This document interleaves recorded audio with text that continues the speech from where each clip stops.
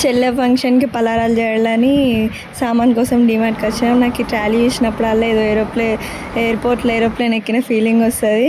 భలే అనిపిస్తుంది దాన్ని చూస్తుంటే. ఇక డిమార్ట్కి పోయి పప్పులు, ఉప్పులు, కారం, నూనె అన్నీ పట్టుకొచ్చినాం. తీసుకొచ్చి తెల్లారి లడ్డూలు, పూస, సకినాలు, ఇంకా కరియాలు 4 చేసినాం. అంటే మా సైడ్ ఏంటంటే ఇట్లా మెచ్యూర్ అయితే పిండి వంటలు కానీ ఫ్రూట్స్ కానీ 5 టైప్స్ ఆఫ్ చేసి పెడతారు. మేమైతే 4 తీర్ల పిండి వంటలు చేసినాం. అండ్ ఇంకొకటి ఫ్రూట్స్ వేసినాం 5. ఈ 5 ఫంక్షన్ రోజు తీసుకెళ్ళి ఓన్ నింపుతాం అన్నట్టు.